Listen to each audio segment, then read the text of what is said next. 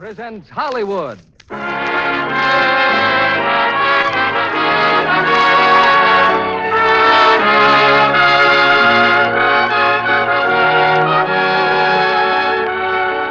Lux Radio Theater brings you Rita Hayworth and Charles Corbin in This Love of Ours. Ladies and gentlemen, your producer, Mr. William Keeley.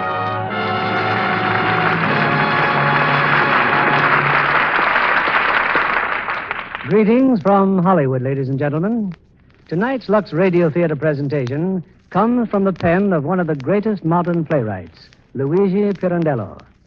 It is Universal's current hit, This Love of Ours, the provocative and moving story of a wife snatched from the brink of death to confront a husband who disowned her and a child who disbelieves her. Our stars who undertake to solve these problems are the talented and lovely Rita Hayworth and a new arresting personality, Charles Calden, who appears tonight in a role that won him wide acclaim and promises a distinguished screen career. In arranging to present tonight's play, I visited Universal Pictures and talked with, among others, the studio's ace designer, Travis Banton. Travis has proved that one doesn't have to be extravagant to be a top-flight gown creator. In searching for material for the wardrobe of This Love of Ours, Mr. Banton remembered dresses that he had created some years ago for two other Universal pictures. He sprinted to the wardrobe department and there found the garments. They had only been worn 3 or 4 days and had been washed in Lux Flakes after every wearing. He found them in excellent condition and the material as lovely as when it was first used. Well, I'm sure housewives are aware of the economy of using Lux Flakes, but they'll be interested to know that Hollywood studios, using hundreds of thousands of dollars worth of costumes every year, confirm their judgment. It's time for our curtain and the first act of This Love of Ours, starring Rita Hayworth as Karen and Charles Corbin as Michel Tuzak, with Sue England as Suzette and Joe Kearns as Targel.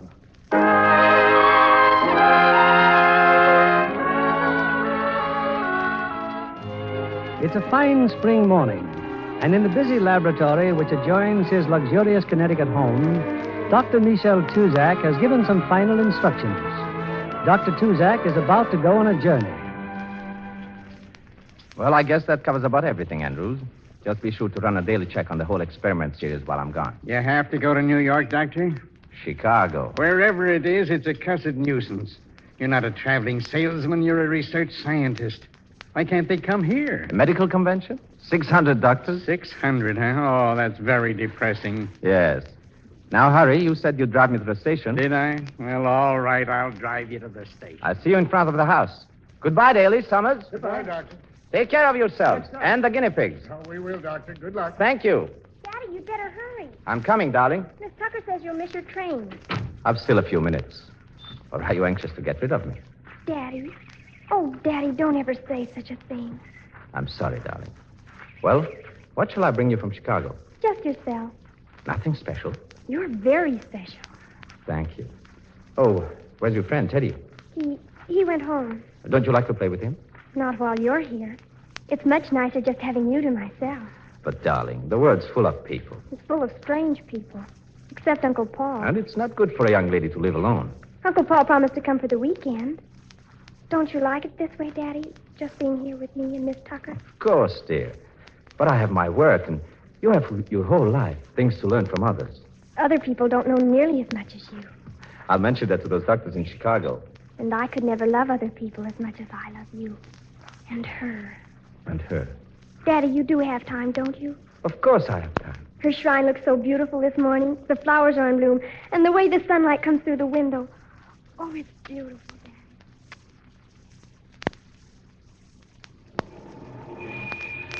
Well, where is he, Miss Tucker? Oh, good morning, Dr. Andrews. He's in back somewhere, saying goodbye to Suzette. You know, I'm glad Dr. Tuzak's going away. The change will do him good. Do him good. Yes, new people, different scenery. You forget, Dr. Andrews, Dr. Tuzak is still a young man. Young man, he's got everything he wants, hasn't he? Success, a wonderful laboratory, that kid of his. Don't try to fool me with that tone of voice. You're as fond of Suzette as I am. Oh, she's a good little girl, Tucker. But sometimes that child frightens me. Oh, you mean the shrine, the chapel? Yes, it's morbid. Morbid to want a shrine built, a chapel in the memory of a dead mother? You think that's good? In Suzette's case, yes. She makes it very beautiful. Her mother died when she was only a baby. Suzette simply chooses this way to keep her memory alive. Careful, they're coming. Oh, yes, yes. I won't worry nearly as much, Daddy. I know Mother is looking out for you, too. Did it make you sad? No, Doc, no. I got your bags, Doctor. Let's get it over with. Jump in, Suzette. I'm not going to the station. My father and I never say goodbye. Do we, Daddy? No, darling. Now, be a good girl. I'll send you a telegram as soon as I get there. All right, Daddy. I'll write you every day. And mind Miss Tucker. I will. Take good care of yourself. Bye, Daddy. Goodbye. Goodbye.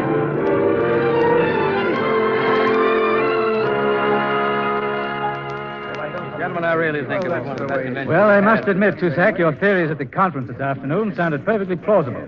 A fine address. Thank you, Dr. Barnes. But I think I could punch some holes into him.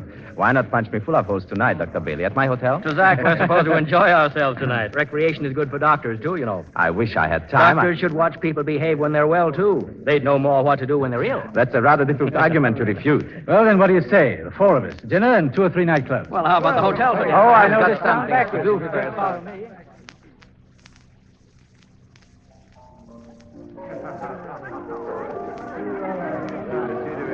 Well, this is your nightclub, Dr. Barnes. Now, where's that wonderful artist you were telling us about? A caricaturist. Simply amazing. Fellow named Targell. Ah, there he is. He attracts quite an audience. He's a genius. A dozen strokes of his crayon, and he's got you for posterity.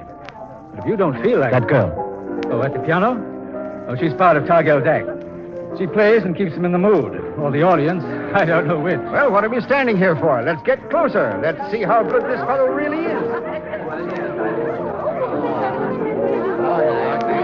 Through in just a second, madam. Oh, I feel so silly. Everybody watching me. Madam, you are a model who would have delighted Rubens. No, not the 3-decker sandwich Rubens. The Rubens who likes his beauty in a big way. Now, one more stroke and we're all finished. And here you are. I look as big as an elephant. I've never been so humiliated in my life. Edgar, get me out of here. Anyone else willing to risk humiliation? I'm merely a caricaturist. Well, Dr. Barnes. I told you I'd be back with more victims, Targell. Oh, Dr. Tusak, Dr. Helmer, Dr. Bailey. A very great honor, gentlemen. Dr. Bailey, would you mind sitting down? Who, me? Yes, if you don't mind. Well, why not? Go ahead. Do your darndest. Thank you. You too, gentlemen. Sit down. Something wrong, Florence? Excuse me, Joseph. I'll be back later. Your pianist. Who is she? Her name is Florence, Dr. Tuzak. You're certain she'll be back? Yes, quite certain. Oh, don't ask so many questions, Tuzak. Don't you see Targell is busy? Michelle, what's wrong? Oh, nothing. Nothing. This will only take a moment, Dr. Bailey. You know, when I was a boy, all good doctors had beards. It was practically a professional badge. In fact, a doctor without one was regarded with some suspicion. Nowadays, this tradition... No, don't move, please. That's it. It seems to have vanished like all the other fine traditions of my youth. But I'm glad, sir, that you've given me the opportunity to render you immortal, even if evanescently. So with a humble twirl of my crayon, ladies and gentlemen, Dr. Bailey. Well, I'll be blessed. Why, it's wonderful. Thank you. Hang it in your office, Bailey, to frighten delinquent patients. Targell, won't you join us? Thank you. I'd be happy to. Ladies and gentlemen, a short intermission. Very good, very good.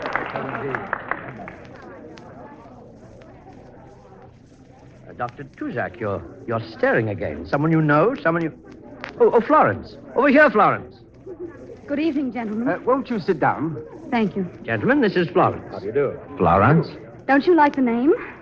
Oh, you're the famous Dr. Tuzak. I saw your picture in the paper. You didn't see our pictures in the newspaper? Well, I'm afraid there was only one that really impressed me.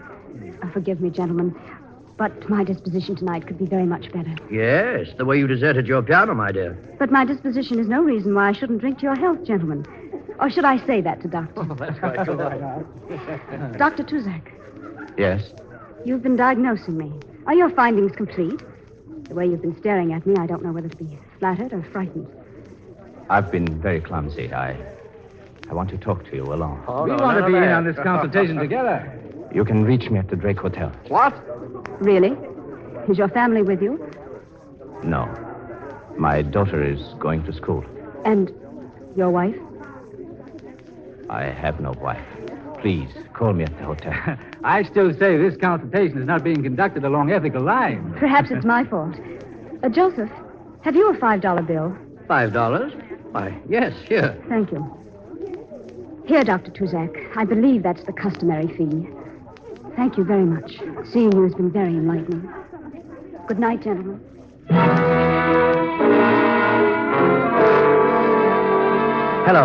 Hello, Dr. Tuzak. Mr. Targel, what is it? I'm sorry to wake you up, but... It's about Florence? Yes, doctor. She attempted to kill herself half an hour ago. Where is she? Central Hospital. Thank you. I'll be right over.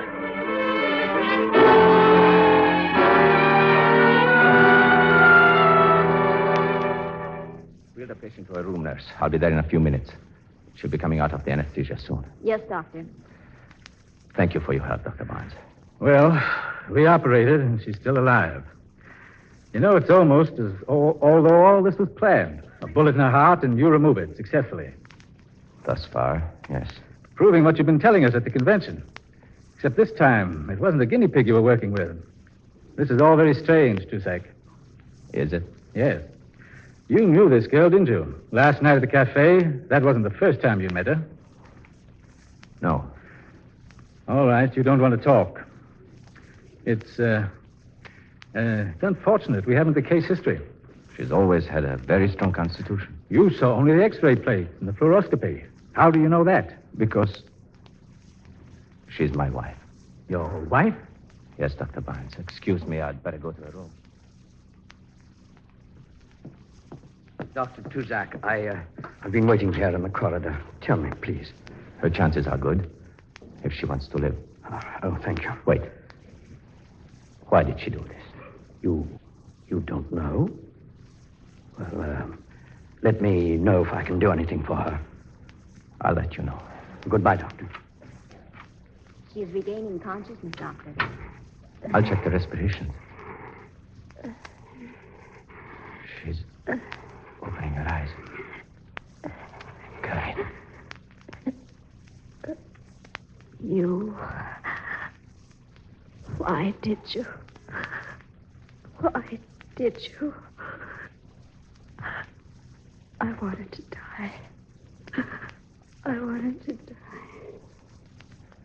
I'll stay with her, nurse. Yes, Doctor. What's this? Oh, just a bag with her belongings. Mr. Targel. There's a book here. It's her diary. I thought perhaps it might throw some light on why she shot herself. The police may want... There's no need to mention anything about it to the police. You may go. Yes, Doctor.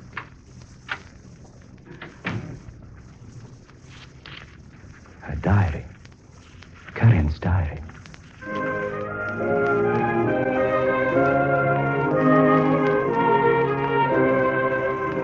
September 12th, 1933. I'm in Paris at last. The new revue opened tonight, and they liked me. The show is a hit. Georgie and I received 3 curtain calls in South Paris. We played our 200th performance tonight, and something happened I'll never forget. On the way to the dressing room, I tripped and sprained my ankle.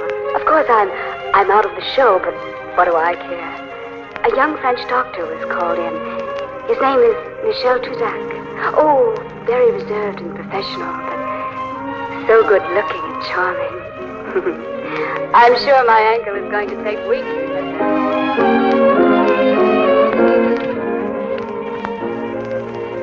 November 11th, 1934. Tomorrow, just 14 months after our meeting, Michelle and I are going to be married. And after the ceremony, the whole cast is coming to our new apartment for a wedding party. And I'm happier than I've ever dreamed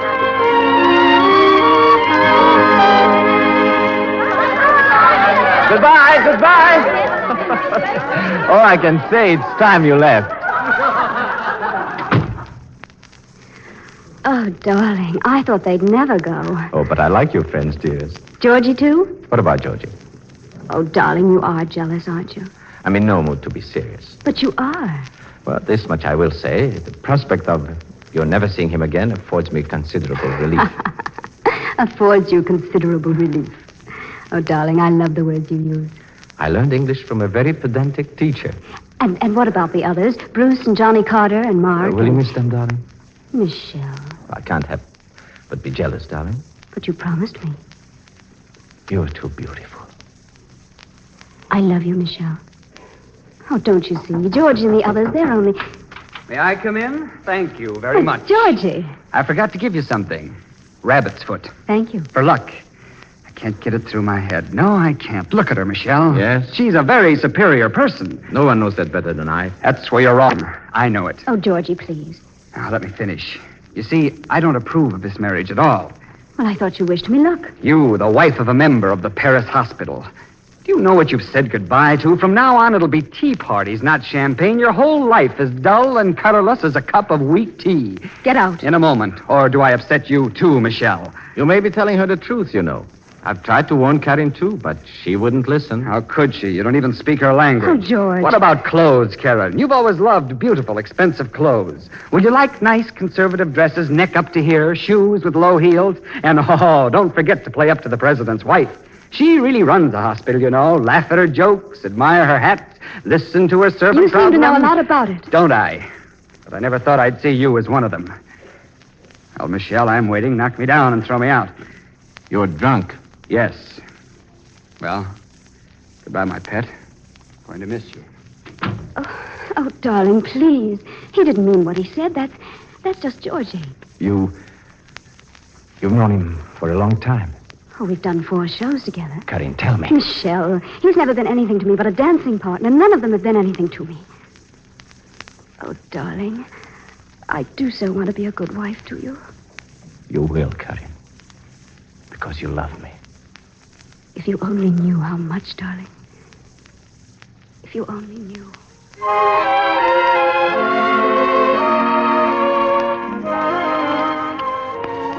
June the 5th, 1936. 2 weeks ago, our first child was born. Michelle is deliriously happy. We're calling her Suzette.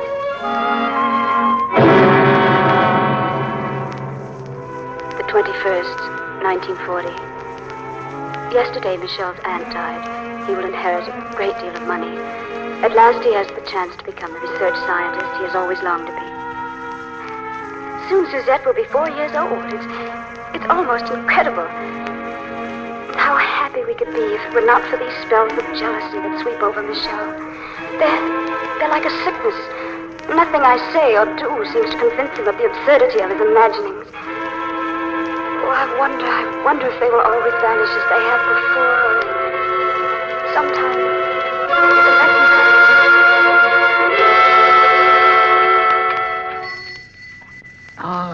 Good afternoon, Doctor. Bonjour, Chapon.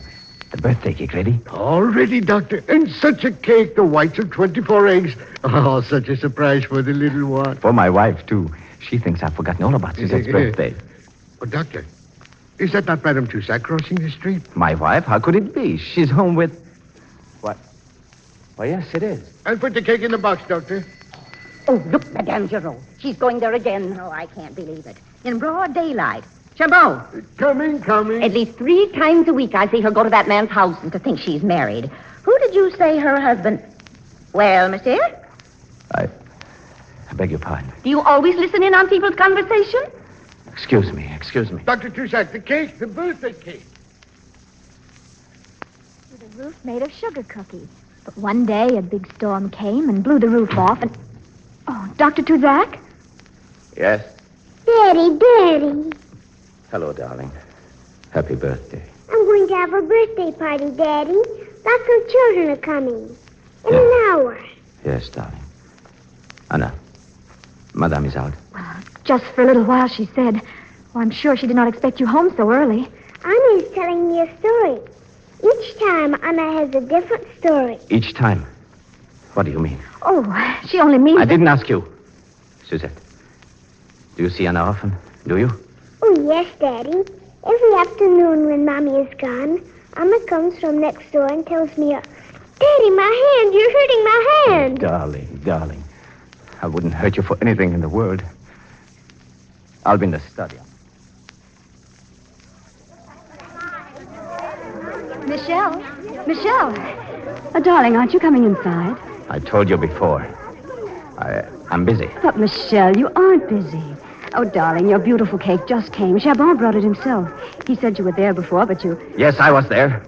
And I heard all about your afternoon excursions. Not only did I hear it, I saw you go there with my own eyes. Oh, Michelle, I can explain all that. Darling, we have company. When we're alone, I'll talk. What makes you think I'll ever be alone again? Michelle, our guest. What of it? Everyone knows. Everyone but your husband. You even paid Anna to watch our child so you can go to him. Oh, my poor Michelle. Why must you bother to lie to me? I told you, everyone knows. Please, think of Suzette. Did you think of Suzette? Did you? You're not fit to be her mother. You're nothing but a... Now will you listen to me? Your guests. Perhaps you had better go to your guests.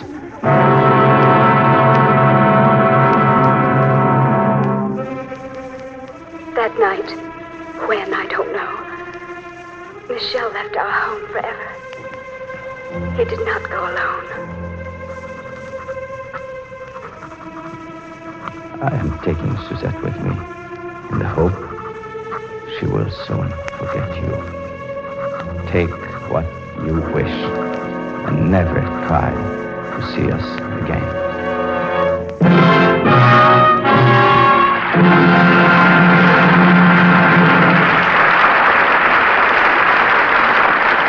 Act 2 of This Love of Ours, starring Rita Hayworth and Charles Corbin, will continue in a moment. What are you doing with that big tray, Libby? A balancing act? Well, if Deanna Durbin learned how to carry a tray full of dishes, I can too. What did she do that for? Why, she's a stage-struck waitress in her new picture because of him.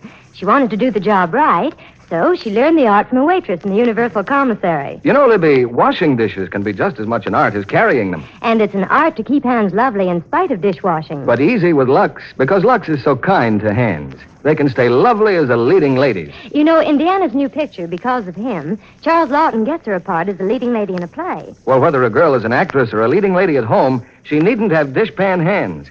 In fact, she can get rid of them by changing from strong soaps to Lux for dishes. Lots of women prove that by actual tests. And another thing, Lux is thrifty. Why, tests show that ounce for ounce, it washes up to twice as many dishes as any of 10 other leading soaps. That's important these days when soap is scarce. Lux goes so much further, it's worth waiting for. If you couldn't get Lux today, try again soon. Here's your producer, Mr. William Keeley. Act 2 of This Love of Ours, starring Rita Hayworth as Karen and Charles Corbin as Michel Tuzak.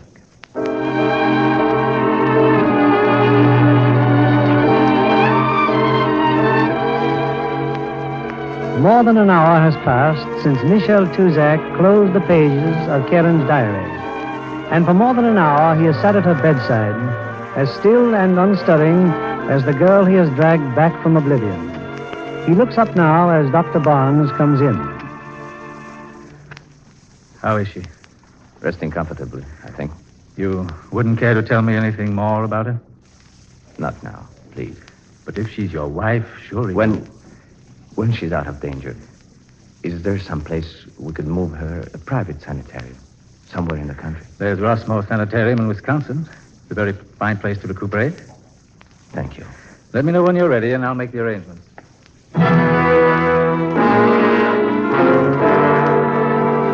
Rossmore Sanitarium. Karine Hunter, please. Mr. Targell calling. Oh, yes, Mr. Targell. Miss Hunter is out walking, but she left a message. Yes? She's leaving the sanitarium tomorrow. If you can call for her, she'll be ready about noon, cottage number 3. I see. Thank you. Tell her, please, that I'll be there.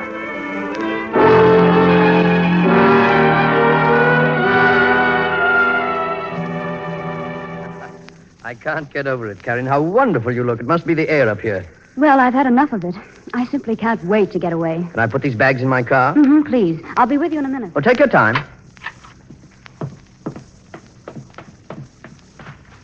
Dargell. Good morning, Doctor. May I congratulate you on your patient's very evident recovery? Oh, I'm taking her back to Chicago. I see. You know she's my wife. Yes. I assume she's made up her mind about what she wants to do. And as far as I'm concerned, it's entirely her own business. Where is Karine? In the cottage. But I'm afraid you'll be wasting your time. I suppose I should have told you I intended leaving today. You might have mentioned it. Karine, I must talk to you. Is your conscience troubling you, Michelle? It needn't. You owe me nothing. There are many things I want to talk to you about. I wanted to wait until you were quite well again. Karin, for years, I tried everywhere to find you. What do you want me to do? Feel sorry? Stop worrying about me. I'm going with Targel. I know what I have to face. I've lived from day to day for a number of years now. You're coming back with me. Sorry it's too late. It's not for my sake. It's for Suzette. Suzette? Ever since I saw you in Chicago, I've been waiting for you to mention her name. I'd say to myself now he'll tell me about Suzette. Don't you want me to speak of her? Oh, of course I do. How is she? Does she ever ask about me? That first day I took her away, she wanted to know where you were. I told her you were ill, that you were going away too. I told her you would never come back. She started to cry. She said, then you must be dead. I let her believe that. I let her believe you were dead. Oh, how could you? How could you? At the time, it seemed best. She was too young to understand anything else. But she isn't too young now. Why haven't you told her the truth? If you couldn't make me live for Suzette, why did you bring me back to life at all? Michelle, I will go back with you. And I'll do my utmost to take her away from you. And then you'll know what it means to be alone. Do you still want to take me? Yes. Joseph? Yes? Joseph, I've brought you here for nothing. I'm going back with him. Well, I suppose you know what you're doing. I want my child. It won't work, my dear. It won't work.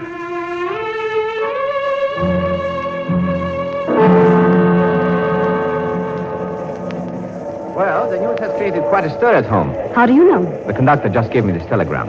It's from the housekeeper, Miss Tucker. They're all delighted. And Suzette? She didn't mention anyone in particular. You have quite a staff, what with the house and the laboratory. You've come a long way since Paris. Karin, please let me tell you what happened. Why won't you let me explain? There's nothing you can explain. It's finished. Have you decided what we're going to tell Suzette? What we will tell is the truth. We're married. I never tried to get a divorce, and neither did you. We'll tell her that we knew each other for a long time. We met again and decided to get married. She'll be a little shy at first. You must expect that.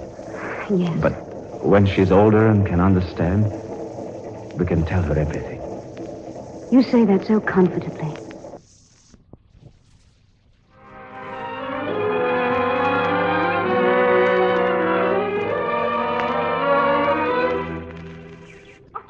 Welcome home, Doctor. And Mrs. Tuzak.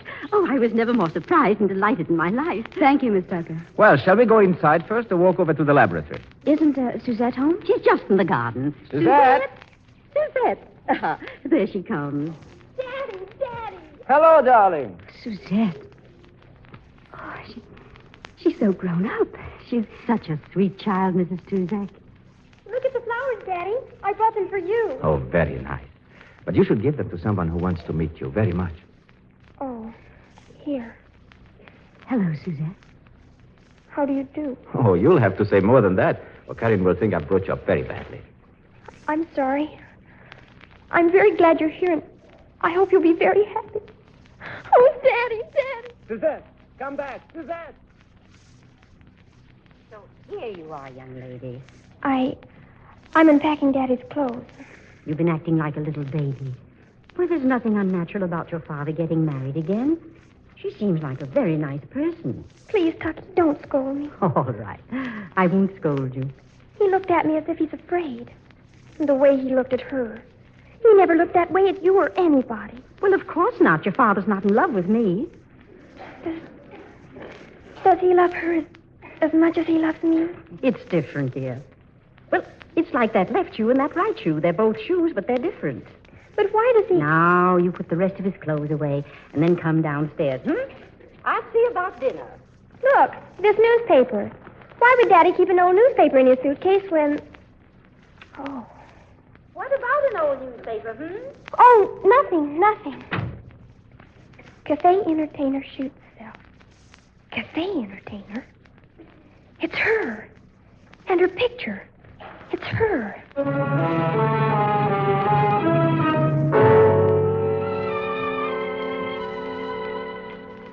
No dessert for you, Suzette? No, thank you, Mrs. Daddy, what do I call your wife?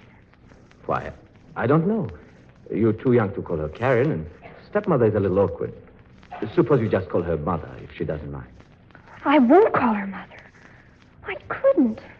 Well, why don't you just call me Karen? Perhaps that won't be too bad. Karen would do very well. You wanted me to call her mother. Mrs. Tuzak is too young to be called mother by a grown-up girl like you. I'm not grown up, and she's not my mother, and she doesn't belong here. She can't take my mother's place, even if you did marry her. Go to your room at once. Oh, please. Suzette. All right, I'll go to my room. Oh, if you don't mind, Doctor, I'd better go with her. I'm sorry, Karen. She hates me so much. She hates me so much.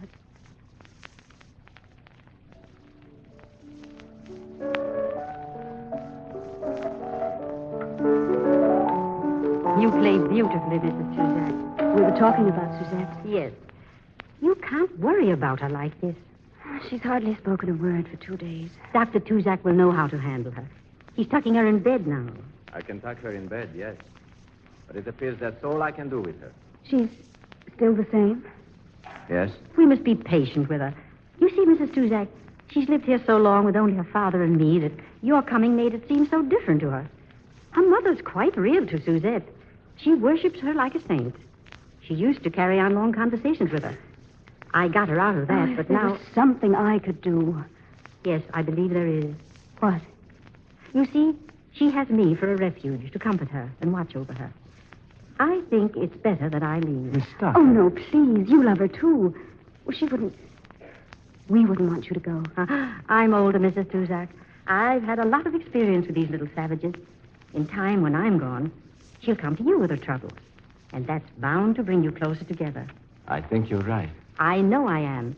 And later, when things are better, you should want me back. Oh, we right? will, of course. I'll leave early in the morning before she's awake. Not tomorrow. It's Suzette's birthday tomorrow. It's for the best. A child can have only one woman to mother her. And you, Mrs. Tuzak, are the one to do that. Well, I think I'll do a little packing. Miss Tucker. Thank you. Thank you.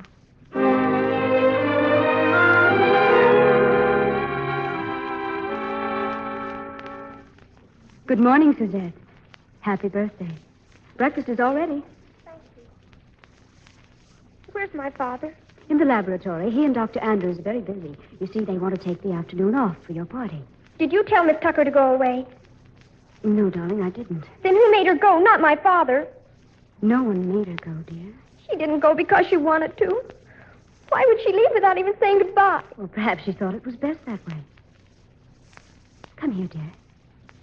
Let me help you with your hair. You know, when I was a little girl, my mother used to curl my hair around her finger and then draw it out just like this. Do you have to do my hair? No. No, I just thought you might like me to. Where are you going? Eat your breakfast. I'll be back later. You're going to tell my father. You're going to tell him I've been bad again. No one's bad around here, Suzette. A little unkind, maybe. Not bad. I don't know what to say, Karen.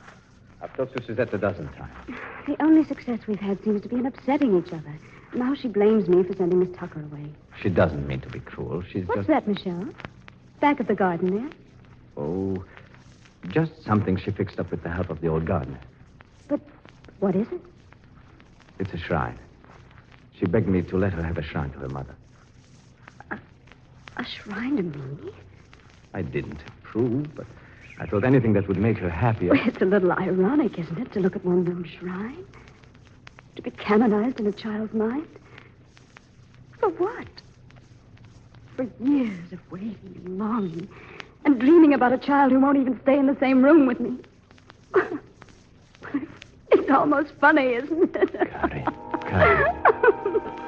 Oh, you wouldn't understand. You've never been immortalized in stained glass, have you? Have you?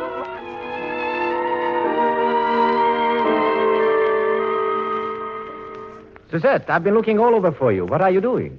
Nothing. Just sitting here in the garden. Did you like your birthday present? Oh, yes, Daddy. Thank you very much. You know, you haven't been much like my little girl since I've come back. Oh, Daddy. Oh, I know, dear. You were unhappy.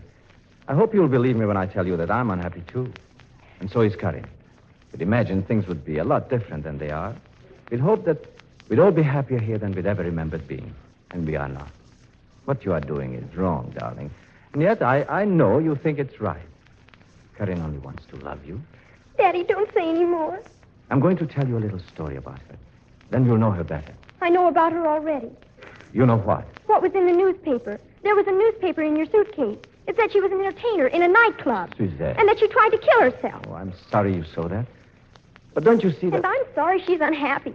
But that doesn't give her any right to try to be my mother. Daddy, couldn't we get our bicycles and have lunch in town? Just you and I. Why don't we have lunch here? Because we might disturb them. Disturb whom? A friend's come to visit Karen. He must be a very good friend the way she welcomed him. A very good friend. Well, then we must go in, too, and meet him. He's a funny man. He wanted to draw my picture right away. I think you'd like that. Come on, let's say hello to him. Yes, the house is beautiful, the grounds are beautiful. But I came to see you, Karen. Tell me, has anyone told Suzette that she's your daughter? No, we haven't been able to yet, but... Isn't working out, is it? Well, things haven't gone perfectly, no. But how could they? It takes time. Now, what about you? You wrote me you had a new accompanist. One, I've had 3. They all played the piano, they all smiled brightly at the audience, but there isn't a spark of life in their performances, or in mine. So, a week ago, I walked out. You see, I miss you, Karen. Joseph. Karen, you don't belong here, and you know it. You have no right to say that. I'm not interested in my right to say it. It's the truth. All you've had is heartaches. I could have told you that, but I wanted you to find out for yourself. And I've come to take you back. Oh, I just don't know. I don't know what I should do. Hello, Targo. Oh, hello, Doctor. Well, how about you, young lady? May I draw your picture now? Yes, if you'd like. Oh, I would. Now, if you'll just sit still for one moment, here's my paper and pencil.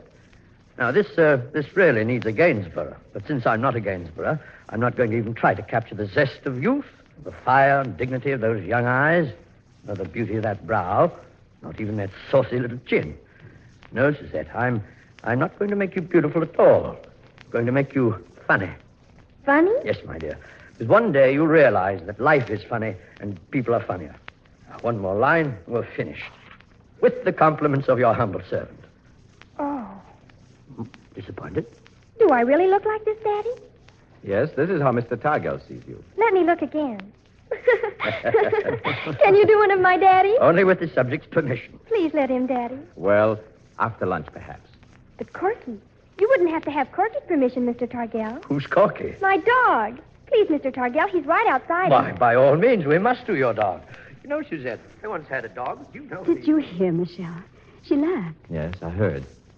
I want to tell you, I didn't ask Joseph to come here. I didn't know he was coming. I'm glad he came. I don't expect you to cut yourself off completely from your friend. Oh, listen. She seems to have taken to him. Oh, it's wonderful to see her happy. It's the first time I've heard her laugh since I came here. I don't know. I think she has some scheme, maybe. I don't care what scheme she has. For the first time, she seems happy, and that's enough for me. I won't have her continually hurting you. To see her like this is worth anything. Michelle, Joseph wants me to go back to Chicago. I've made up my mind. I'm going.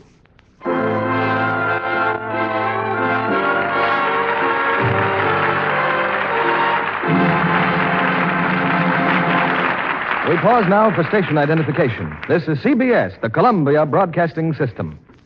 WABC, New York. Here is a news bulletin. A Labor Department spokesman says the federal government will probably seize New York's tugboats sometime tomorrow. This bulletin has come to you from CBS News.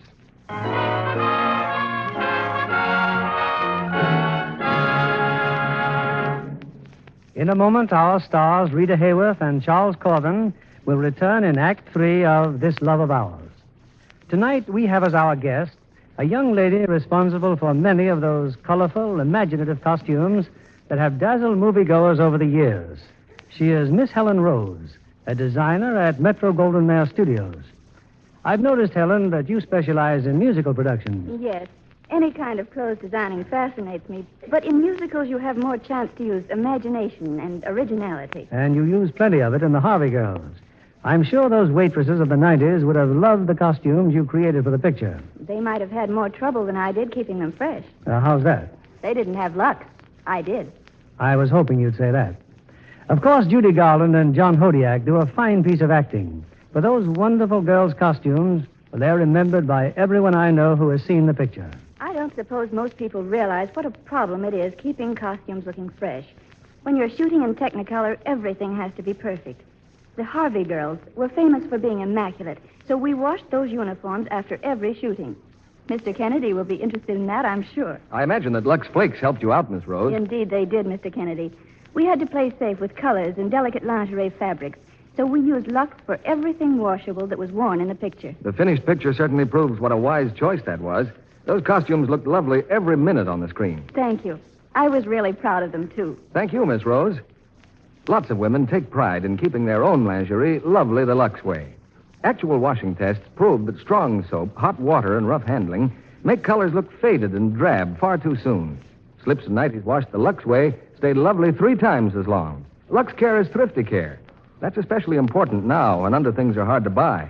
Use enough Lux to get rich suds, but no more than you need. A little Lux goes a long way. Here's Mr. Keeley at the microphone. We hope you'll join us after the final curtain for a brief chat with tonight's stars. Here's the third act of This Love of Ours, starring Rita Hayworth as Karen and Charles Calden as Michel.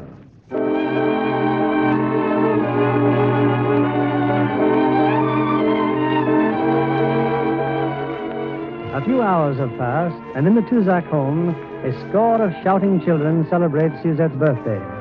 Quite unaware that Suzette herself has slipped quietly away and is now walking aimlessly outside the house, apparently waiting for someone. Suzette, Oh, yes, Daddy? why aren't you inside, dear? Is something wrong? Oh, no, it's a lovely party. I'm waiting for Uncle Paul. Oh, well, so am I. Daddy, are you sure he's coming? He'll be here. I telephoned him early this morning. But why is he late? Uncle Paul always comes to my birthday, and he's never late. Suzette, did you ever mention Paul to Karen? Karen? Does Karen know Uncle Paul? She did, many years ago.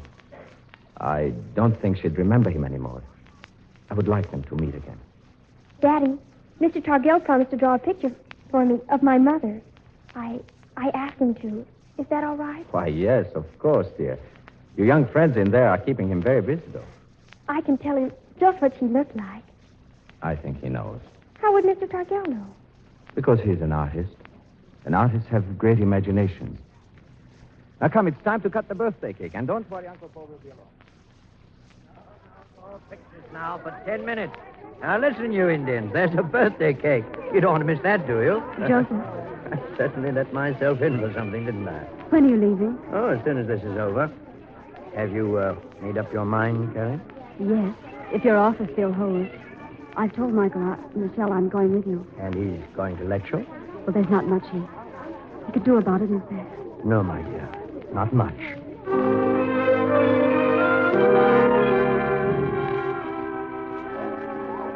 Suzette, look, darling, look who's here. Uncle Paul! Uncle Paul! Hello, darling. Happy birthday. I knew you wouldn't forget, but you're so late. Well, now, how could I forget my best girl's birthday?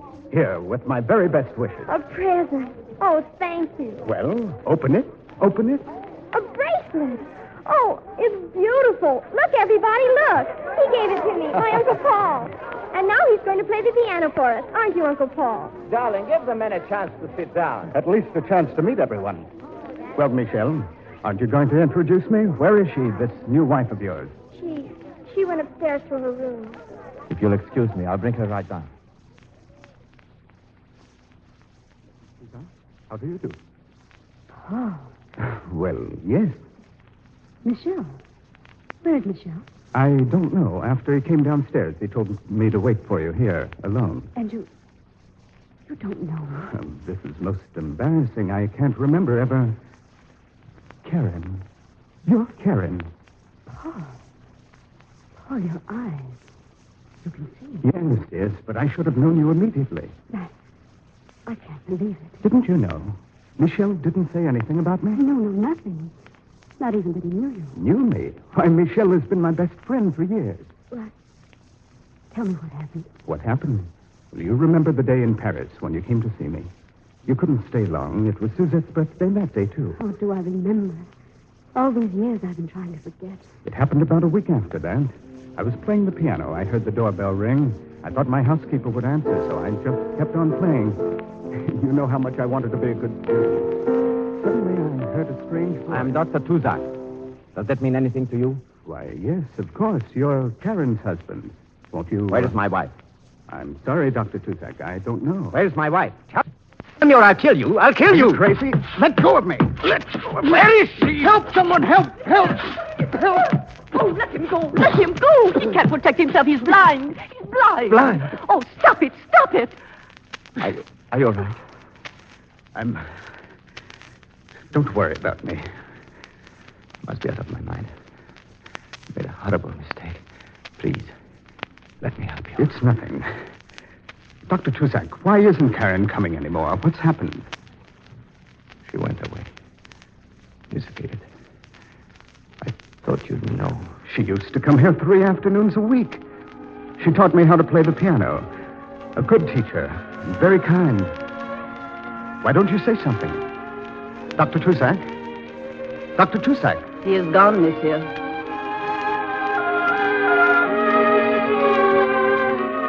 For years, he kept looking for you, Karen. And all the while, as if I were his brother, he took care of me. He even brought me to America, to a specialist. They operated, and now I can see again. Yes, I found happiness, Karen. But Michel, all he could do was to keep looking for you. Oh, he tried to tell me, Paul, and I wouldn't listen. I wouldn't listen. But it's not too late. He's found you. You have him now. And Suzette. Suzette. Oh, it is too late.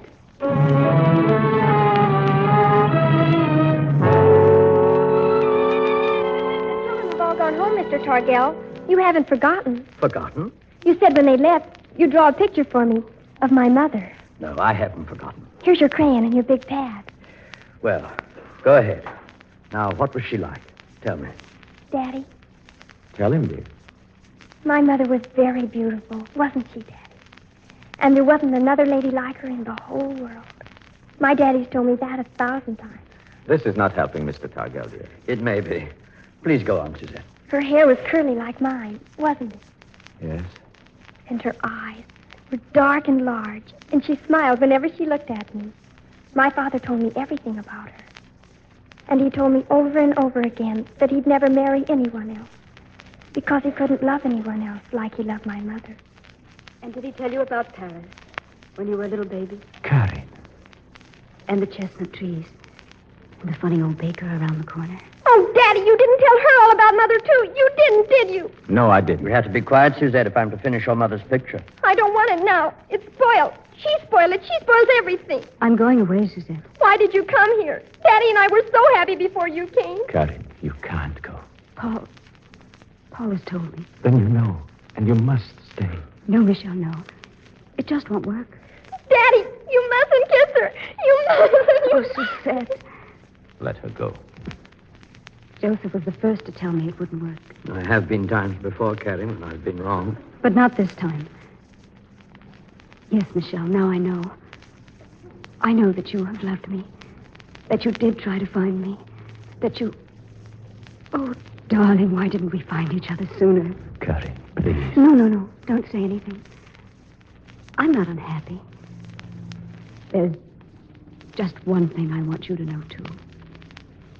I did love you. I'll always love you. Michelle, Karen, Suzette's leaving. Oh. She says she's going to Miss Tucker if I don't take her with me.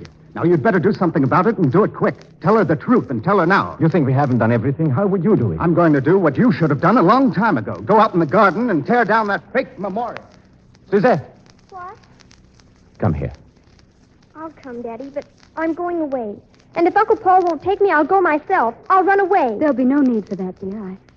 I told you I was leaving, and I am. Would you mind if I put my arms around you just once before I go? No. You see, I used to have a little girl of my own a long, long time ago, and then I lost her. You mustn't blame me altogether for having wanted you to love me, just as I would have wanted her to love me. Where is she now? Not far away, Suzette. She's quite close to me now. Try not to hate me when you think of me. Even though you couldn't love me as I wanted you to. Suzette? You finished the picture of my mother? Yes, my dear. Here. Thank you. But it's her. It's Karen. Karen is my... Yes. Daddy, where is she? Karen! She's going away. Yes, darling. I'm ready, Joseph. Please, I want to talk to you. Daddy, stop her, stop her. Only you can do that, Suzette.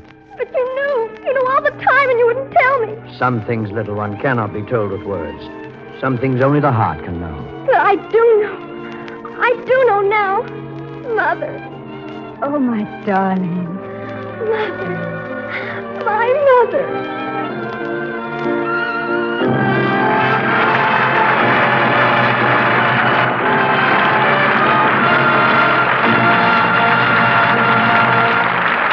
Our stars will return for their curtain calls in just a moment. Sally, do my old eyes deceive me, or are those nylons you're wearing? Why, yes, they are. Well, then why aren't you battered and bruised? They tell me there are near riots whenever nylons go on sale. Oh, I've had these since before the war. But they look wonderful. Well, of course, I've always luxed them. Lots of girls have kept their pre-war nylons going that way. Now, there's Mrs. Linky of New York. She wrote us, I'm still wearing pre-war nylon. In August 1941, I was lucky enough to buy some, and I've just lived in them. Well, in fact, I've worn most of them ever since, and I still have some left. Now, some people say that I'm just plain lucky, but I say no, I've always used Lux. And I do give a lot of credit to Lux. My nylons are luxed after every wearing in lukewarm suds. Believe me, when I get new nylons, I'll use Lux, too. It certainly helps to keep runs away. Facts back up Mrs. Linky's story, Sally. A famous laboratory made a series of strain tests on rayon, silk, and lisle stockings. Proved that Lux cuts down runs over 50%. Then they tested nylon the same way and got amazing results, too. Identical stockings washed with a strong soap or rubbed with a cake soap pop runs quickly. So you see, you can get ever so much longer wear from stockings if you Lux them.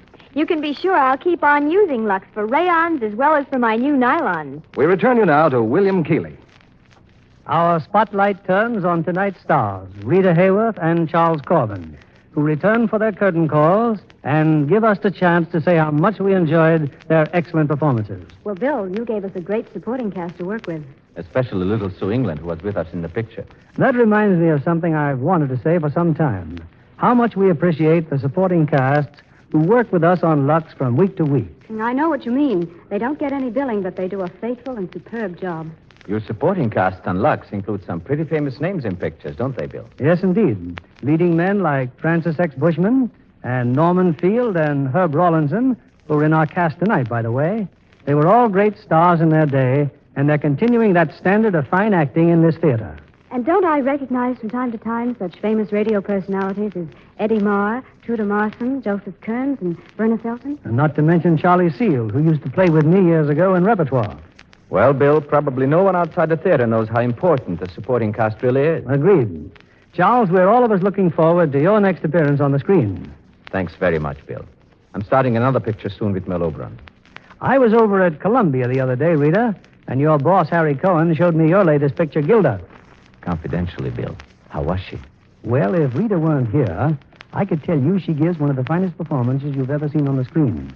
And Columbia Pictures can be justly proud of her. Thanks, Bill. I'm sorry I wasn't here to hear you say that. What do you have on Lux next Monday night, Bill?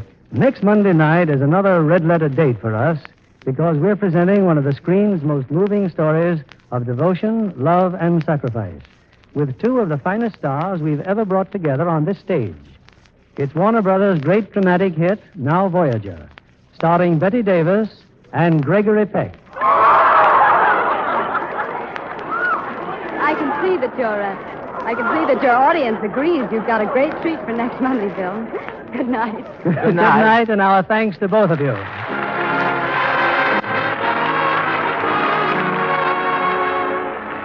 Our sponsors, the makers of Lux Flakes, join me in inviting you to be with us again next Monday evening when the Lux Radio Theater brings you Betty Davis and Gregory Peck in Now Voyager. This is William Keeley saying good night to you from Hollywood.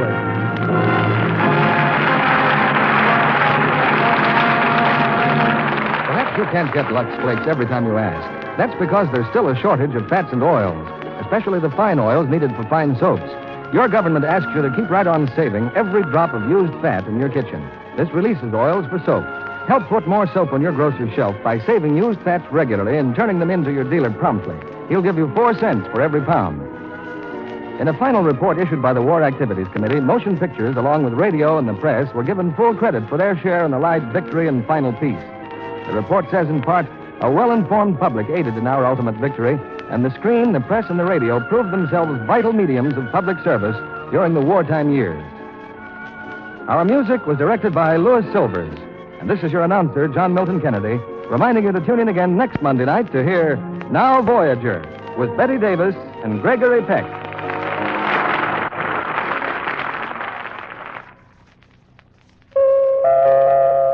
The Spry Treat of the Week.